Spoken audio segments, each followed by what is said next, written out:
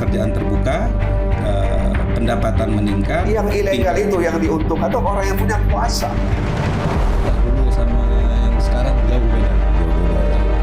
Kalau dulu itu tidak terlepas dari bagaimana kita menguatkan elemen masyarakat. Kompetisi yang baik akan melahirkan pemain tim Karena nasional. kesejahteraan perempuan adalah juga kesejahteraan anak dan kesejahteraan bagi juga mau.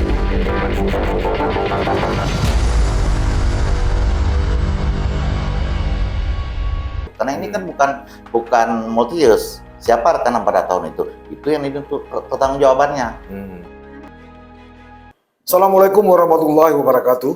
Sahabat sisi lain, pada awal Juni 2023 lalu ada sesuatu yang menarik di Pengadilan Tindak Pidana Korupsi atau Tipikor Banda Aceh.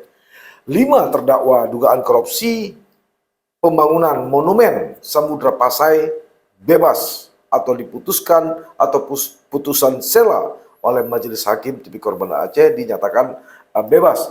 Kelima terdakwa ataupun yang disangkakan itu diketahui bernama Fatahillah Batli selaku Kepala Dinas Perhubungan, Pariwisata dan Kebudayaan Aceh Utara tahun 2012 sampai 2016. Kemudian Nurliana selaku pejabat pembuat komitmen, Ponium konsultan pengawas, T. Maimun selaku kontraktor pelaksana, dan T. Reza Velanda selaku kontraktor. Pembebasan tersebut dilakukan berdasarkan putusan Pengadilan Negeri atau Tindak Pidana Korupsi Tipikor Banda Aceh pada Senin 5 Juli 2023. Dalam sidang tersebut, Majelis Hakim menolak dakwaan jaksa penuntut umum sehingga dakwaan tersebut dinyatakan batal demi hukum dan bebas. Bagaimana sebenarnya kasus ini terjadi? Kenapa bisa berlarut hingga mencapai beberapa bulan para terdakwanya ditahan? Lalu apa tanggapan dari kuasa hukum kelima terdakwa ini? Kami telah mengundang Bang Jenny Jamil, kuasa hukum dari T. Reza Valenda dan T. Maimun. Ya, kita langsung aja ke Bang Jenny. Bang, ini agak menarik ya. Dalam iklim dunia peradilan, kayaknya ini agak langka terjadi. Langka. Ya. Majelis Hakim mengabulkan eksepsi dari kuasa hukum dengan memberikan putusan sela. Sebagai kuasa hukum, kira-kira apa tanggapan Abang ini? Yang pertama, saya terima kasih dulu kepada Modus khusus podcast, karena saya ingat dulu ketika di awal-awal dulu. Proses ini sedang berjalan, pada awal-awalnya ada juga meminta statement dari saya selaku kuasa hukum. Kuasa hukum Tetapi ketika itu saya sampaikan sebelum saya keluarkan statement, tolong dicek dulu lah ke lapangan. Sehingga saya tidak terkesan ingin melakukan pembenaran. Alhamdulillah, dan kemudian yang saya tahu kemudian itu kami turun dan saya juga menonton podcastnya. Nah kemarin terima kasih juga, saya melihat dari Modus juga turun kembali sehingga ada perbandingan kondisi kondisi di lapangan terhadap monumen itu sendiri. Nah, bagi kami selaku kuasa hukum, tentunya dari sejak awal saya sangat menahan diri dari statement-statement berkaitan dengan kasus ini, karena saya menghargai proses hukum. Tetapi terus terang, bagi saya, meskipun ada kejanggalan menurut saya dari sejak awal proses ini terjadi. Di mana kejanggalan itu? Yang pertama, ketika klien kami ditetapkan tersangka, itu belum ada hasil audit.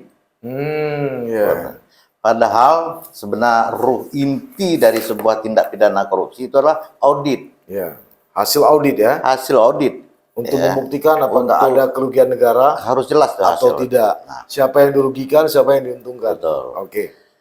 Nah, kemudian tanpa ada audit langsung ditetapkan tersangka. Tapi kami tetap hormati. Karena ini juga menyangkut kewenangan yang dimiliki oleh Kejaksaan Negeri selaku penyidik ketika itu. Kami juga tidak komentari, saya ikut proses, kemudian saya dampingi klien saya ketika itu, dan saya juga merasa aneh terus terang. Ini saya sampaikan saja di sini, yang dulu tidak pernah saya sampaikan, bagaimana sikap seorang Ibu Kajari ketika pemeriksaan tersangka. Saya laporkan itu ke Jamwas. Ya. Sudah saya laporkan ke Jamwas, saya juga laporkan Jamwas itu Jaksa Agung. Jaksa Agung. Ya. Saya juga laporkan itu ke Komisi 3 Ya. pada waktu itu. Bagaimana arogansi Iya. ya dari seorang Kajari memeriksa langsung. Saya sampaikan di situ menunjuk dengan tongkat seperti itu. Nah, karena bagi saya yang perlu kita tunjukkan adalah bagaimana sebuah kasus itu kita ungkapkan. Ya. Saya kira ada cara-cara yang memang lebih bijak lah ya. Kemudian yang kedua, klien kami ditetapkan tersangka 30 Juli. Kemudian prosesnya seperti hilang, ya. Walaupun ada sekali dua kali dipanggil, ada 2-3 kali lah setelah 30 Juli. Tahu-tahu pada 1 November, Ya.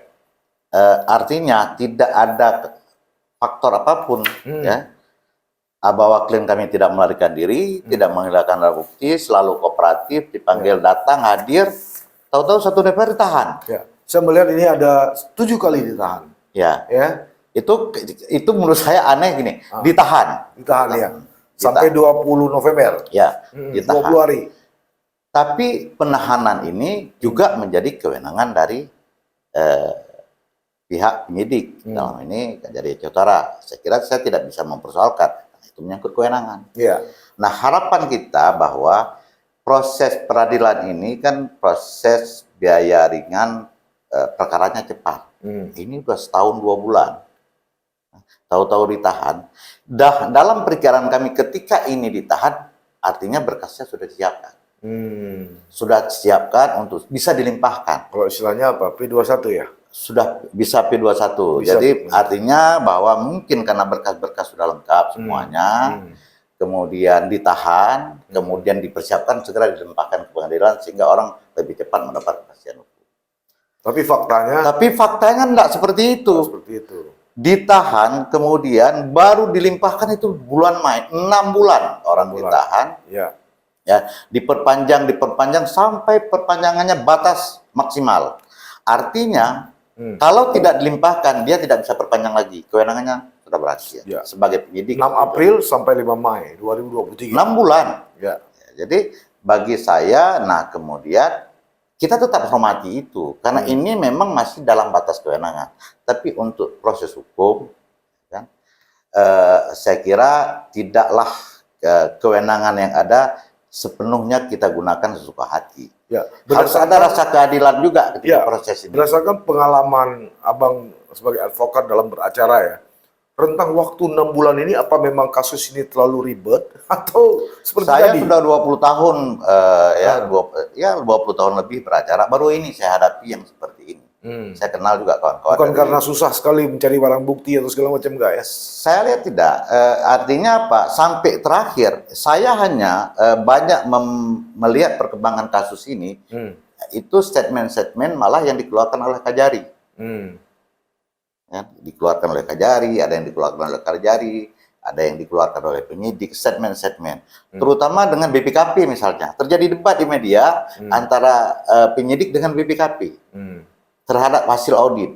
Yang Tidak ada sampai hari ini, tidak ada dari... Ya, sampai hari ini. Dari BPKP Jadi yang saya tidak baca di berita, di media ini, saya tidak tahu bagaimana proses yang sebenarnya nggak tahu. Tapi yang saya baca, respon dari media, mereka tetap meminta agar dilengkapi dokumen-dokumen, bukti-bukti, sehingga mereka bisa melakukan audit. Karena audit kan bukan audit 1 hari. Itu harus ada dilakukan audit investigasi yang seharusnya Maksudnya itu oleh BPKP. oleh BPKP. Nah, kemarin ketika pada tahap-tahap awal sebelum ada putusan sela dari Majelis Hakim Tipikor Banda Aceh, yang Abang lihat yang diajukan oleh JPU ini audit di mana? BPKP atau? Bukan BPKP. Oh. Nah, ketika itu ada beberapa kali saya lihat di balasan di media itu, kemudian BPKP tetap kepada sikap mereka, harus ada dokumen-dokumen lengkap dan seterusnya lah. Artinya kan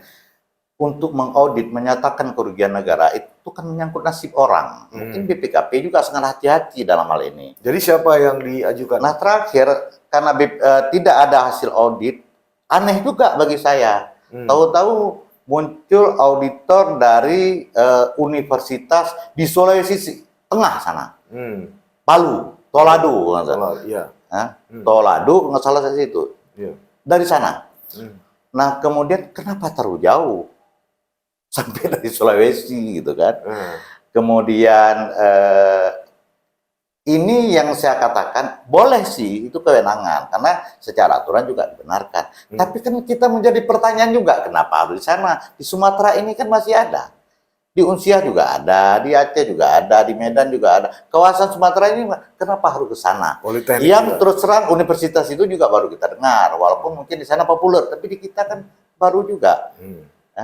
PNS di sana, dosen di sana, dari sana. Nah, jarak tempuh mereka ke sana ini kan jauh. Untuk mereka melakukan audit, ya, artinya secara benar kan, audit investigasi, waktu kehadiran kan nggak maksimal seperti yang di sini. Yang kita tahu kan nggak boleh sembarang audit. Yang saya tahu cuma audit pemeriksaan cuma 1 hari ke lapangan, gedung sebesar itu, gitu. Ya, ini itu kan artinya, saya tidak membahas kepada ini pertanyaan-pertanyaan yang ada di kita ini, ya, pertanyaan-pertanyaan yang ada di kami, ada kecurigaan-kecurigaan, ada apa sebenarnya ini, harus sampai seperti itu, gitu kan? Karena yang kita cari adalah bukan saling menyalahkan menurut saya dalam proses penegakan hukum ini, karena ini korban banyak orang, bukan hanya para tersangka, keluarganya, keluarga besarnya, anak, juga akan korban. Walaupun karena ini sebelum ada putusan pengadilan mereka sudah korban.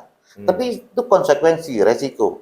Tetapi terhadap sesuatu yang belum jelas jangan terus juga dipaksakan. Karena yang dicari adalah bukan orang salah, yang dicari keadilan di sini. Kami sebagai advokat tentu punya tanggung jawab untuk bukan melakukan pembenaran, tapi untuk meluruskan ini sehingga ada keadilan yang diperoleh. Saya kira penegak hukum yang lain juga seperti itu. Jaksa juga sebagai penyidik juga harus mengedepankan rasa keadilan itu. Jangan mengedepankan kekuasaan. Nah, itu yang sebenarnya yang kita harapkan terjadi dalam proses penegakan hukum ini. Hal yang aneh lain apa yang menurut saya? Terus terang, pertama dikatakan bahwa yang saya tahu ini, saya juga nggak menuduh ini. Saya baca media juga. Ibu Kajari menyatakan pada waktu itu turun ke lapangan sekali, melihat monumen kan tinggi ini, sudah mereng. Saya kira menyatakan mereng itu tidak boleh dengan pandangan mata kita cembung. Melihat yang tinggi ke atas, dia pasti akan mereng. Berhadapan dengan kita berdiri sebelah sana akan mereng sebelah sana. Seperti itu. Itu pernyataan-pernyataan di awal. Kerugian 20 miliar pada waktu itu. Kami heran juga kok kerugian 20 miliar. Nah, kemudian itu juga nggak ada hasil auditnya, asumsi-asumsi seperti itu. Kemudian ada juga dugaan-dugaan misalnya akan segera roboh, gitu kan? Saya bukan orang teknik, saya juga konsultasi dengan beberapa orang teknik. Ini gedung sudah 10 tahun. Sekarang ini 2023 berarti 11 tahun lebih lah. Gedung masih kokoh. Nggak bisa kita hanya karena asumsi akan rubuh. Boleh, misalnya asumsi kita punya keyakinan akan rubuh, misalnya kalau dilihat dari strukturnya ini. Gedung itu biasanya kalau goyah sedikit keramiknya pecah. Kalau gempa misalnya. Ini di Aceh ada gempa 6,5. Kita rasakan waktu itu bagaimana parahnya di Pidijaya. Sampai ada gempa-gempa kecil misalnya. Tapi tidak apa-apa. Tapi itu kan gedung itu tidak apa-apa. Jadi artinya bahwa fakta yang ada tidak seperti apa. Dan yang saya tahu juga ini penyidiknya sudah berganti-ganti terus ini. Kasihan ini kayak perkara ini. Saya lebih kasihan terhadap gedung itu monumen bersejarah. Ya. Nah, sekarang 5 Juni yang lalu Majelis Hakim Tipikor Banda Aceh melalui putusan selanya sudah membebaskan untuk sementara. Kira-kira persiapan selanjutnya dari kuasa hukum. Jadi kami begini, dari kami tentu ya kami bersyukur lah, kan? Bukan berarti ini kami menganggap selesai, enggak. Ini kan masih ada proses, masih ada kewenangan, masih ada hak ya dari pihak penuntut umum untuk mengajukan kembali, Ya. kan? Setelah memperbaiki lah benar. Tetapi satu sisi yang ada kepuasan di kami adalah putusan itu menunjukkan kecurigaan kami selama ini ada apa. Ini terjawab paling tidak pada terjawab putusan ini, Ya. ya, bahwa ada sesuatu yang terlalu dipaksakan terhadap kasus ini. Ini terjawab pada hari ini. Bahwa kemudian ini akan diperbaiki, akan diajukan kembali, saya kira ini hal lain lagi ini. Maka oleh karenanya, bagi saya selaku kuasa hukum, saya tetap mengedepankan azas praduga tak bersalah, Ya. ya kan. Kemudian juga saya juga berharap kepada semua, kepada penegak hukum, kan. Jadi hari ini bukan kita saling menunjukkan kekuasaan lah, ya kan. Maka saya dari dulu saya sependapat dengan apa yang disampaikan oleh Kejagung beberapa waktu yang lalu, pertama terhadap penetapan orang selaku yang telah melakukan tindak pidana korupsi, jelas kalau ada auditnya dulu, itu jelas di Kejagung. Kemudian jaksa-jaksa di daerah jangan bermain dengan hukum. Saya seberapa itu pernyataan Kejagung. Saya dengar itu. Kemudian dugaan-dugaan selama ini terhadap ada permainan, setidaknya ini kan dari penegak hukum kembali coba kita memberi rasa keadilan, ada kepercayaan. Jadi tidak kena arogansi tadi, karena ada kekuasaan tadi. Aceh ini baru selesai konflik. Kalau kita ingat gedung itu, kalau kita mau fair ini, ya kan, itu dibangun 2012 saja baru damai itu. Kondisi belum sangat kondusif pada waktu itu. Ya. Jadi banyak hal juga harus dipertimbangkan, terutama terhadap Aceh ini. Gitu kan. Jangan karena saya juga sering menyatakan misalnya ada pernyataan dari Kejagung dulu. Saya nggak, kalau tidak salah entah Mas Panji itu siapa lah. Ada pernah pernyataan yang saya kecewa pada waktu itu. Bahwa setiap Kajati itu harus ada perkara. 2, Kajari ada perkara 3. Mungkin Target, ya. Ini bukan pernyataan hukum. Hukum tidak ada. Tidak dari sisi manapun pernyataan hukum seperti itu. Ini pernyataan kekuasaan. Ini pernyataan Sehingga harus dicari ya. Sehingga harus cari. Orang nggak salah harus salah. Karena ini kan udah nggak benar lagi. Maka sekarang ini di era keterbukaan sekarang ini saya kira ya marilah kita saling memberi dukungan, ya kan, kepada di antara kita untuk benar-benar menegakkan hukum ini. Jangan kena ada arogansi segala macam seperti itu. Nah, ya, saya tidak masuk sana ya, karena memang tidak begitu paham. Tapi saya lebih kepada pembuktian. Saya 2 kali masuk ke sana. Seperti yang dikatakan tadi, saya 2022 ya masuk ke sana melakukan pemantauan langsung, dan kemarin juga saya masuk sana. Saya melihat memang kondisinya sudah sangat miris. Pertanyaan saya, siapa sebenarnya yang harus bertanggung jawab terhadap kondisi yang ada hari ini? Katakanlah itu milik negara, disita oleh aparatur negara, dan hari ini kondisinya sangat-sangat. Maka saya katakan di awal tadi, saya bersyukur Pak Saleh sudah turun, sudah melihat kondisi. Nah, kemudian yang kedua, rekan yang lain yang saya sampaikan bahwa dari dakwaan semuanya, saya bukan mau bahas perkara ini ya. Ini mau bahas apa yang ada di pikiran saya, keanehan-keanehan itu. Ini proyek multi-use. Dakwaan multi-use juga, dari sejak awal multi-use juga. Tapi faktanya ini bukan multi-use, ini tahun tunggal, Bu. Karena ini setiap tahun dari 2012 dan setiap tahun ada audit yang dilakukan oleh Irjen. Perusahaan juga berganti-ganti. Perusahaan berganti-ganti, semua berganti-ganti. Nah, kemudian hari ini dijadikan total loss. Dan kenapa total loss? Saya lebih melihat ini kasus ini dianggap ini multi-use, nggak bisa. Nah, termasuk terhadap gedung yang Pak Sri sampaikan tadi misalnya, bagaimana karena sayang melihat kondisi gedung benar. Pertama struktur lihat dulu. Kalau memang masih kuat, masih kokoh, kan kalaulah ada tingkat kesalahan mungkin di aksesoris, saya sering sampaikan aksesoris nih, JRC yang pecah segala macam, ini kan sempat terhenti juga pada saat pandemi itu kan dihentikan karena target peresmian 2021 sebenarnya yang saya tahu ini. Nah, anggaran fungsional juga belum itu. Ini belum selesai anggarannya, masih ada anggaran terakhir, anggaran fungsional. Kabarnya kemarin sudah dilakukan lelang juga soal lift ya. Tapi Ya, gara-gara ini dihentikan. Nah, artinya kalaulah mau ini diaudit, ini kan setelah terima sebenarnya. Ya. Jadi jelas, ini kan belum ini.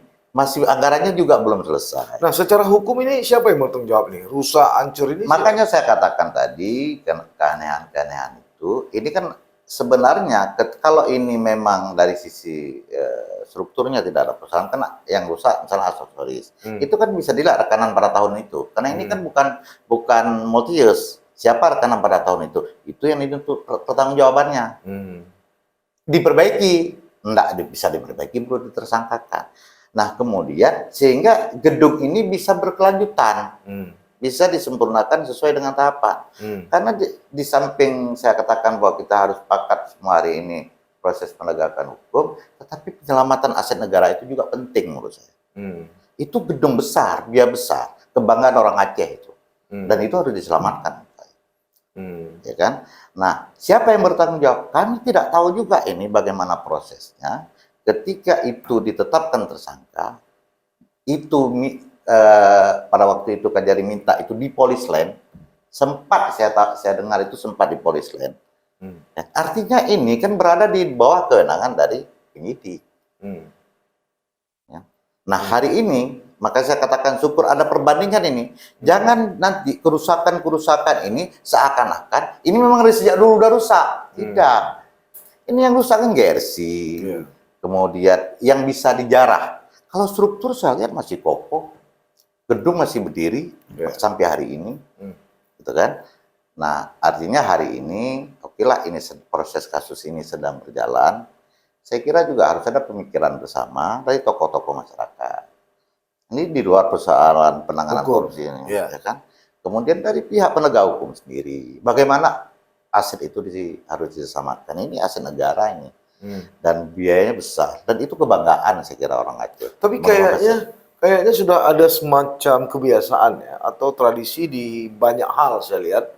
Barang-barang bukti, apakah itu kendaraan bermotor ya, bangunan, itu malah terkesan setelah disita jadi hancur. Mobil awalnya masuk utuh, tiba-tiba hilang spion, hilang ban gitu ya. Padahal kadang-kala putusan pengadilan orang bebas. Ya.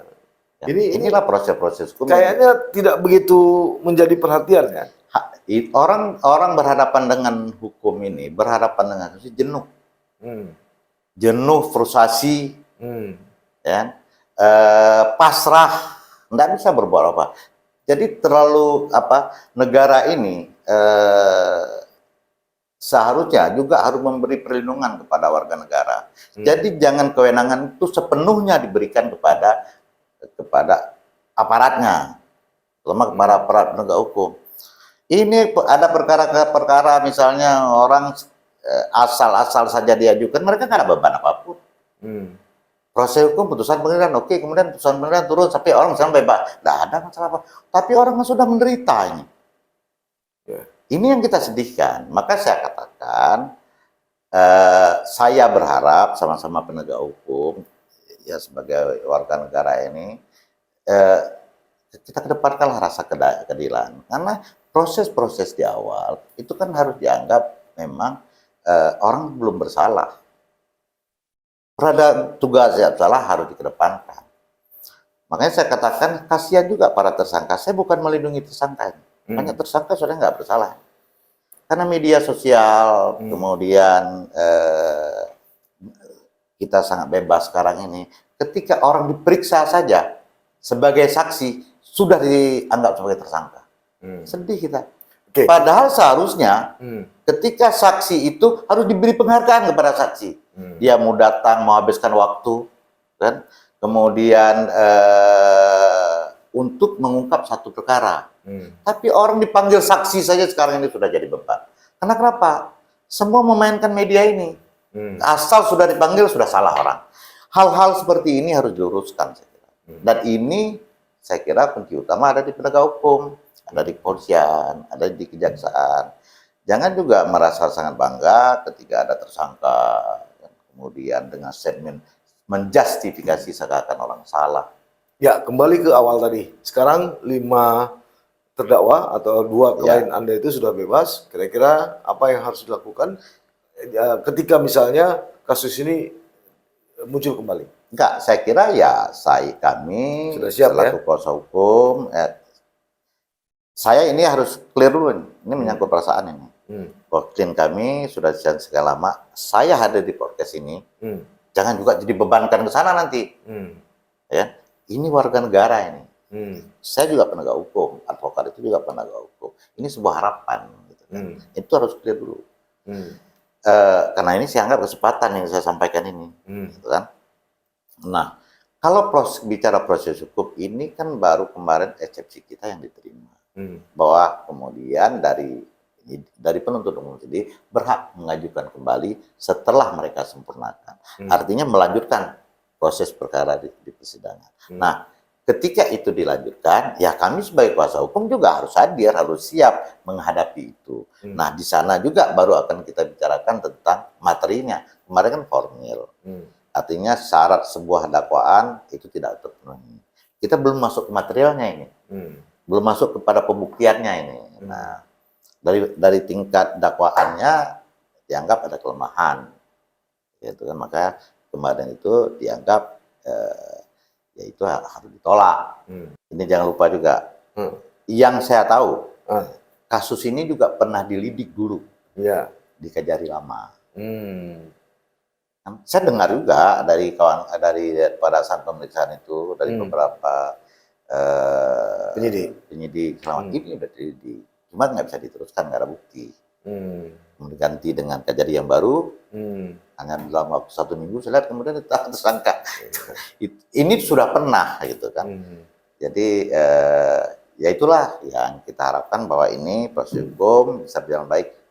Catatan yang terpenting adalah aset itu bisa diselamatkan. Karena ini sudah mulai dikunjungi, orang sudah mulai datang, dan itu kan bisa meningkatkan perekonomian masyarakat di situ. Malah bisa meningkatkan PAD Kabupaten Aceh Utara. Kalau gedung itu dibiarkan seperti itu. Kalau dia nggak rubuh, ya nggak lah, udah 10 tahun, 11 tahun, masih berdiri kokoh seperti itu. Itu kan asumsi. Saya kira saya berharap tetap itu dilanjutkan. Cara, strategi bagaimana sisi anggarannya, saya kira ini bisa disolusikan. Dan gedung itu, ini menyangkut sejarahnya orang Aceh. Islam pertama. Kalau tidak, saya sebagai orang Aceh timbul tanya. Ada apa? Ada skenario apa? Dengan Monumen Paseh, apakah mau menutup gedung Monumen Paseh yang megah itu, atau untuk menutup sejarahnya? Nah ini kan kemarin sempat terjadi perdebatan ini, turun Islam pertama ini, jangan sampai arah ke sana, ini politis. Kalau ini bahaya, maka kita tetap berharap proses hukum silakan, gedung itu harus terselamatkan. Baik, saya kira itu. Terima kasih. Sahabat, sisi lain itu tadi dari rangkaian peristiwa yang terjadi, seperti dikatakan oleh Bang Denny, pernah disidik namun kemudian tidak mencapai unsur lalu dibatalkan. Kemudian pernah dilakukan pra pengadilan juga gagal atau kalah. Kemudian terdakwanya sampai 6 bulan itu ditahan. Apakah kasus ini ada satu rangkaian besar? Saya tidak menjawab dan saya tidak tanya ke Bang Denny. Andalah yang berhak menilai sendiri. Sampai bertemu. Assalamualaikum warahmatullahi wabarakatuh. Waalaikumsalam.